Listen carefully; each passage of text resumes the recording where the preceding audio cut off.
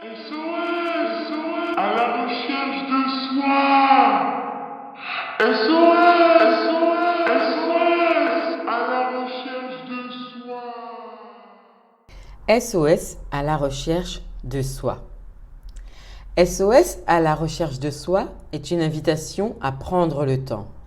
Prendre le temps pour se connaître, qui je suis, à quoi j'aspire, qui je souhaite devenir. Partir en quête de soi demande souvent du courage et de la persévérance. Mon but est de partager avec vous ma philosophie de vie, de vous offrir une façon d'aborder la vie. Au-delà du bruit extérieur, retrouver le calme intérieur, faire le silence, apaiser son esprit et ainsi retrouver la sérénité.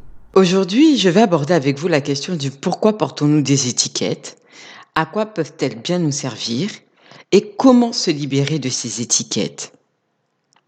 Souvent, durant l'enfance, notre entourage va utiliser des adjectifs pour nous qualifier, pour qualifier nos actions, nos comportements, mais aussi notre personnalité.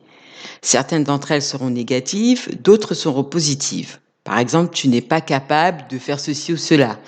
Tu n'es pas assez intelligent. Tu es maladroite. Tu es trop grande, trop petite, trop maigre. Ces affirmations vont peu à peu influencer notre personnalité et cela va constituer notre réalité.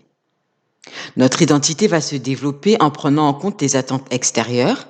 Notre image de soi va se construire en fonction de ce qui nous a été renvoyé étant jeune, ce qui ne sera pas sans conséquence. En effet, cela va entraîner une perte de connexion avec notre véritable nature et une méconnaissance de notre propre identité. Ceci dans le but d'être aimé, accepté, reconnu par l'autre. En essayant d'éviter le jugement et la critique de l'autre, nous nous effaçons. À quoi va nous servir les étiquettes ?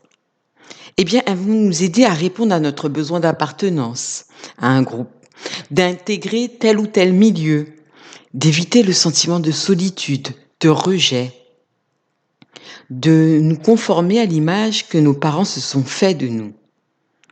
En vérité, les étiquettes sont reliées à nos croyances limitantes. C'est cette petite voix à l'intérieur de nous qui nous murmure « Ne fais pas ça, c'est pas bon pour toi, tu n'es pas capable ». Toutes ces choses qui en fait vont nous limiter.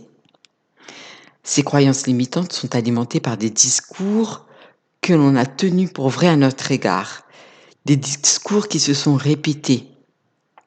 Elles vont tenir aussi compte de nos expériences plus ou moins réussies. Ces croyances vont s'intensifier avec le temps par des pensées présentes au quotidien. Cela va influencer nos choix, nos décisions, mais aussi les personnes que l'on attire dans sa vie. Qu'elles soient positives ou négatives, les étiquettes vont nous limiter. Quelles sont les étiquettes qui vont nous définir ?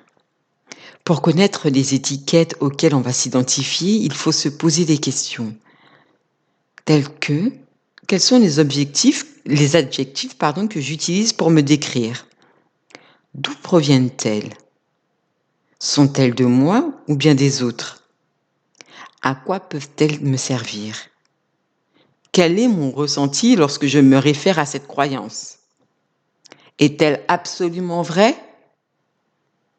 Comment arriver à changer ces croyances ?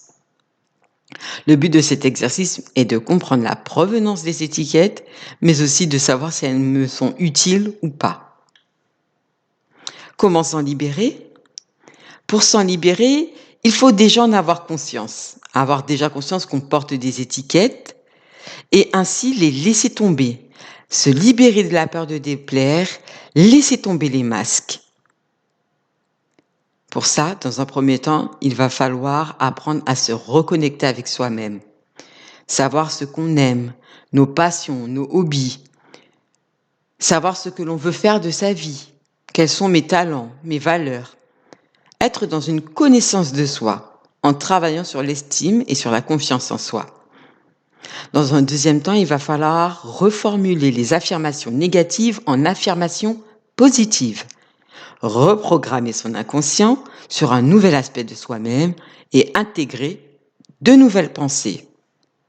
Dans un troisième temps, il va falloir s'ouvrir à la vie, faire de nouvelles rencontres, oser de nouvelles expériences, devenir souple avec soi-même, bienveillant, éviter des discours qui enferment, qui jugent, qui critiquent l'autre, se montrer bienveillant envers soi, mais aussi envers les autres, vivre dans l'instant présent.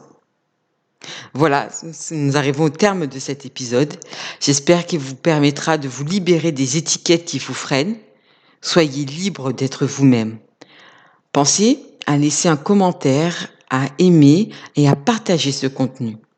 Pour celles que ça intéresse, sur mon site internet www.sosalarecherchedesoi.fr, je mets à votre disposition des coachings en autonomie pour travailler à votre rythme sur l'estime de soi et sur l'intelligence émotionnelle. Ceci va vous permettre d'avancer vers votre changement. N'oubliez pas, la clé qui permet le retour vers soi, c'est l'amour. Je vous souhaite le meilleur et je vous dis à bientôt.